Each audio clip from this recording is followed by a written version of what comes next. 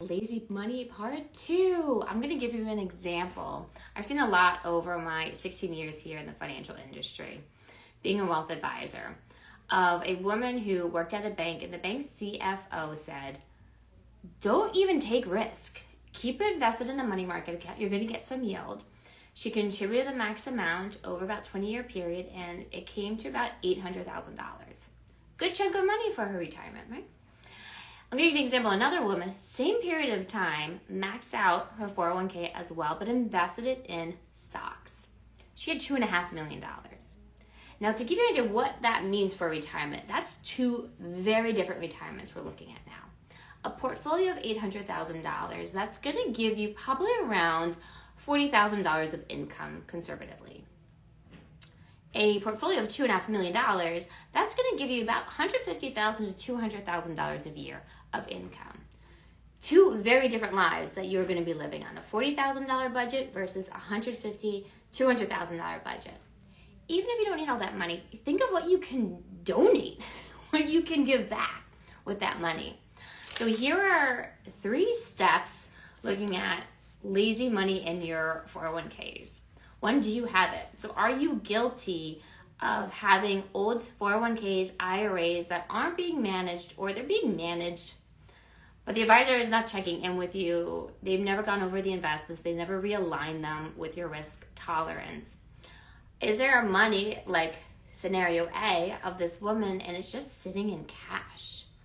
Or some random stock that your ex picked? We just had that scenario. This does happen. And 2. So do you have random accounts out there? Well, what's the first step? Consolidate. Let's get organized and move them into one account if we can.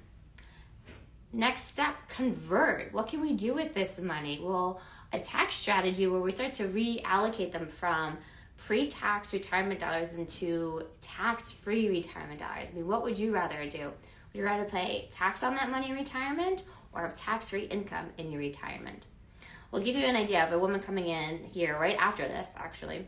And we found she would have tax savings of $391,000 if she converted her $500,000 IRA. It's almost the same amount of money that's in the IRA that she's going to pay in taxes over the life of her retirement, or we can convert it and save her $391,000. So a lot of times it makes sense to convert strategically, and that's what we help you do. Okay. Another example of it is old annuities that they're going to pay you really 4-5% of income for life. Well, what's happened is interest rates have gone up. So annuities are going to pay you a lot more money. So for this person, to give you an idea, she's going to get an extra, her income's going to double from her annuity. So she's going to get, instead of 4%, she's going to get about 7.5% of her money. That's going to give her about $336,000 over her retirement period of time extra. Okay, so we just found her over $700,000 of money right now by going after this lazy money. In addition to that, we also have where this annuity is going to give her long-term care of an additional $364,000 if she needs it. Well, guess what? We ran her Water Lily report, her long-term care report, and she does. She's probably going to need about $800,000 of long-term care expenses in her retirement plan for it. So what are the steps? 1, we want to consolidate. 2, we want to convert if it makes sense, and we'll look at the numbers for you. And then the last step is to realign. So instead of your money sitting there in cash or random stocks that your ex picked, or what we see a lot of times are these target date funds. Let's talk a little bit about target date funds. They're not a bad thing, but what it is a fund of funds. So let's say the target date fund is for the 2035 retirement. That's assuming you are going to retire in the year 2035. And as you get closer to that time frame, it's going to get more conservative, meaning we're going to move from stocks to bonds. So it is a fund, and within that fund, there are these sub-account funds that make up that fund. So we'll have a large cap fund, a small mid-cap fund, a bond fund, maybe some international. But what you do, you end up paying twice the fees. You have the fee of the overarching fund, then you have the fee of the underlying funds. So a lot of times when people come to work with us, Like, well, there's a fee associated with it. Well, you already are paying a fee. A lot of times you're paying twice as much that you need to be paying, because we know how to cut through that top fund into the underlying funds directly and adding active management to it. So if you have old 401ks, IRAs, pension plans, 403bs, random accounts, 50,000 here, 10,000 here, consolidate. Then let's see if converting makes sense to you, where we can find several $100,000 of tax savings.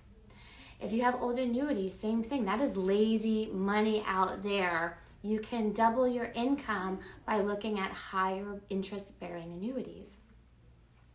And then realigning with your risk tolerance. We just had a call with a woman, and her ex managed investments, and he was very aggressive. She's not aggressive at all. So we are now realigning them so that it better suits who she is as an investor, and she doesn't need to take on a ton of risk to hit her goals. So why do that? So hopefully this video gave you some ideas on this lazy money in your retirement accounts, and some ideas of how we can get it working better for you.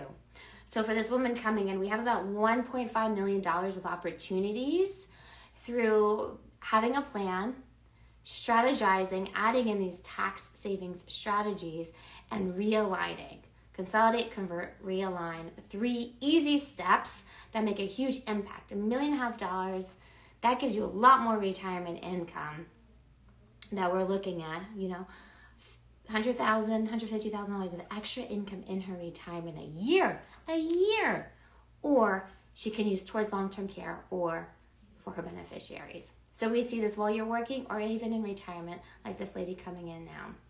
Next week, we'll be doing another series on lazy money, part 3, and this one's going to be about estates. There's so much lazy money sitting in estates gone wrong, under not having the right legal documents, underfunded, not adding them into the right vehicles to pass on to your estate.